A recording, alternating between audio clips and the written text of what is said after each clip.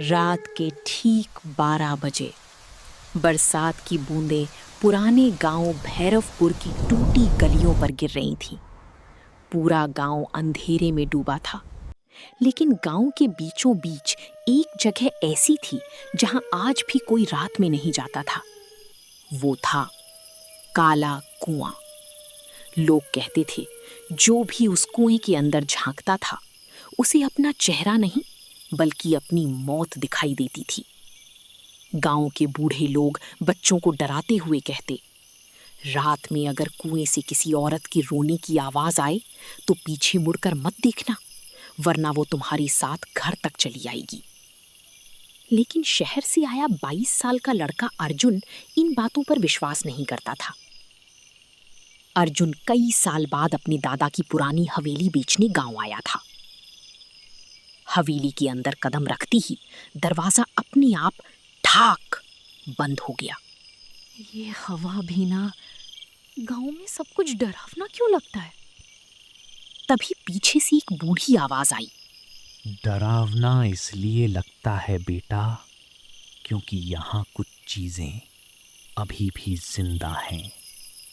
अर्जुन अचानक मुड़ा। उसके सामने सफेद दाढ़ी वाला बूढ़ा खड़ा था, आंखें पूरी काली। आप कौन? मैं रघुवीर हूँ, तुम्हारे दादा का नौकर। हो अच्छा, मुझे हवेली साफ करवानी है। बूढ़ा अचानक गंभीर हो गया। साफ तो हो जाएगी, लेकिन पीछे वाला कमरा मत खोलना। क्यों? रघुवीर धीरे धीरे अर्जुन के पास आया। क्योंकि उस कमरे का दरवाजा अंदर से बंद नहीं होता।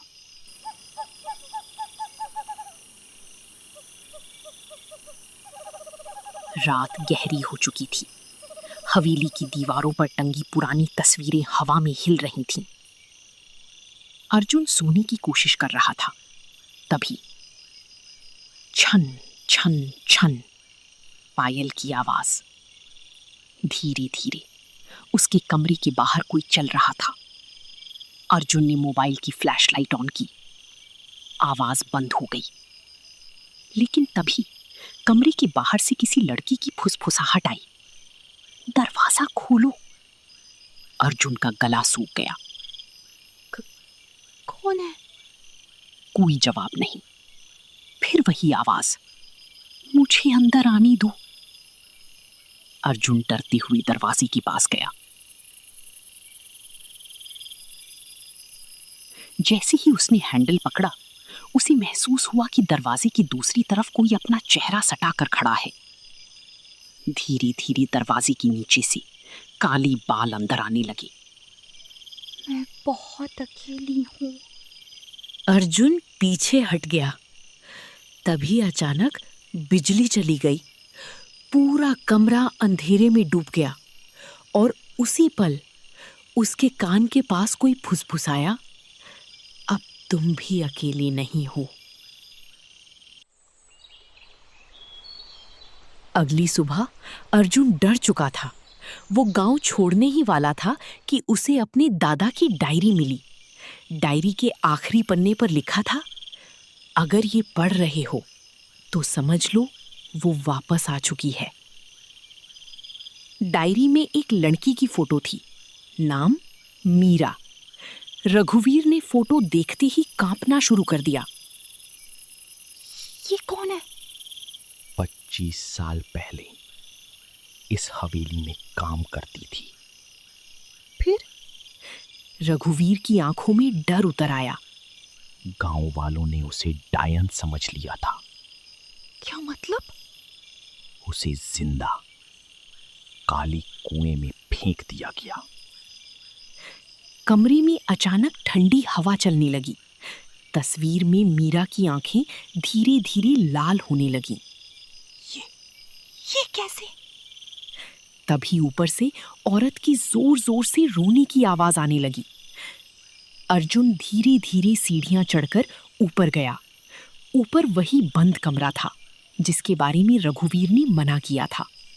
दरवाजा थोड़ा खुला हुआ था। अंदर पूरा अंधेरा। दीवारों पर खून से लिखा था, मुझे इंसाफ चाहिए।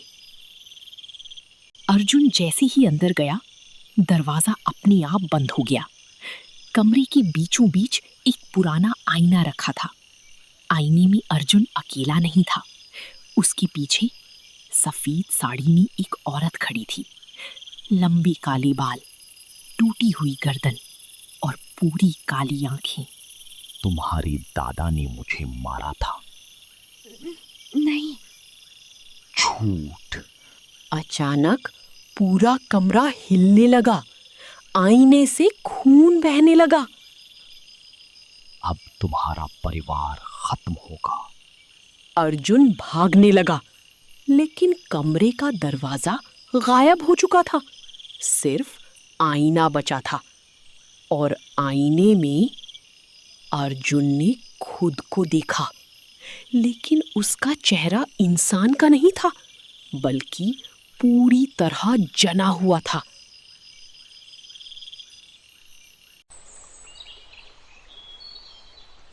अगली सुबह गांव वालों ने हवेली के बाहर अर्जुन की कार देखी, लेकिन अर्जुन कभी नहीं मिला। सिर्फ हवेली के अंदर दीवार पर खून से लिखा मिला, अब अगला कौन आएगा। और आज भी बरसात की रातों में उस हवेली के अंदर से एक लड़के की आवाज आती है, दरवाजा मत खोलना।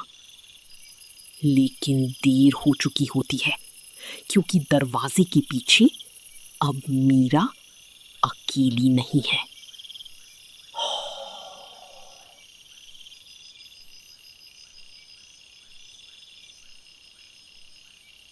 बरसात लगातार तेज होती जा रही थी। गांव वालों ने हवेली के बाहर पुलिस को बुलाया, लेकिन अंदर जाने की किसी की हिम्मत नहीं हुई। रघुवीर कांपती आवाज में बोला, मैंने कहा था, वो वापस आ चुकी है। तभी हवेली की दूसरी मंजिल की खिड़की अपने आप खुली और वहां अर्जुन खड़ा था, लेकिन उसकी आंखें पूरी काली थीं।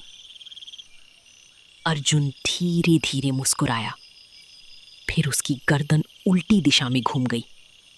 टक टक टक, और खिड़की बंद।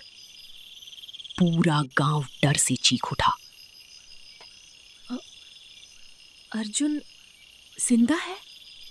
उसी रात गांव का एक लड़का मोहन अपने दोस्तों के साथ हवेली के अंदर गया। मोहन मोबाइल कैमरा ऑन करके बोला, आज पता चलेगा भूत सच में होता है या नहीं। चलो यहां से भागो। तभी ऊपर से किसी लड़की की हंसी सुनाई दी। दोस्त डर गए, लेकिन मोहन आगे बढ़ा। सीढ़ियों पर ताजे गीले पैरों के निशान बने थे, जैसे कोई अभी अभी ऊपर गया हो। मोहन धीरे धीरे ऊपर पहुंचा। वही आईना, लेकिन इस बार आईने में उसका चेहरा नहीं था, सिर्फ पीछे खड़ी मीरा दिखाई दे रही थी। मोहन डर कर पीछे मुड़ा, लेकिन वहां कोई नहीं था। फिर अचानक आईने के अंदर से एक हाथ बाहर निकला और मोहन को अंदर खींच लिया। मोहन! आईना टूट गया, लेकिन मोहन गायब था। अगले दिन गांव में दहशत फैल चुकी थी।